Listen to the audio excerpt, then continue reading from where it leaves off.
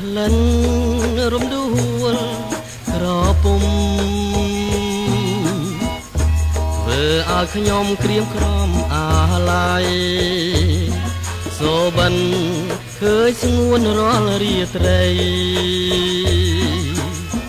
ឆ្លងឆ្លើយសំដីក្នុងន័យស្នេហាអរក្លិនក្រពុំដួងចិត្តអាណិតទេឬយ៉ាងណា5ម៉ោងកុំឲ្យបងខ្លោចផ្សាថាចិនមេត្តាបងវិញឬទេបងជាអក្សរភមថាហើយច្រៀង5ពីចិនស្នេហ៍ទូខំបំភ្លេងក៏មិនភ្លេងដែរជាគូបុព្វេឬយ៉ាងណាសូមក្លិនក្រពុំប្រណីប្រាប់មកស្រីសបងសង្ការបើអូនអាណិតសូមវាចា7ចិនដាឲ្យបានដឹងផង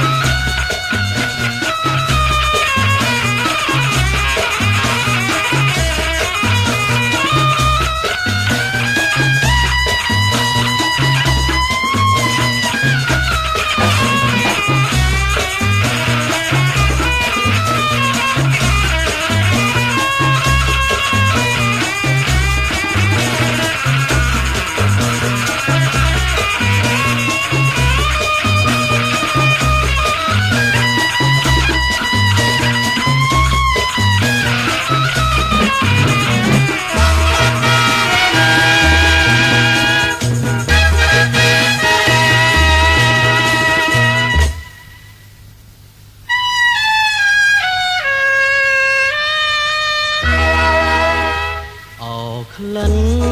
រំដួលក្រពុំធ្វើឲ្យខ្ញុំក្រៀមក្រំអាឡ័យសូបិនឃើញស្ងួនរាល់រាត្រីឆ្លងឆ្លើយសំដីក្នុងន័យស្នេហាអរក្លិនក្រពុំដួងចិត្តអាណិតទេឬយ៉ាងណា5ម៉ោងកុំឲ្យបងខ្លោចផ្សាថាចិនមេត្តាបងវិញឬទេបងជាបក្សាធំថាហើយច្រៀង5ពីចិនស្នេហ៍ទូខំបំភ្លេងក៏មិនភ្លេងដែរជាគូបុព្វេឬយ៉ាងណាសូមក្លិនក្រពុំប្រណី5មកស្រីសបងសង្ការបើអូនអាណិតសូមវាចា7ចិនដាឲ្យបានដឹងផង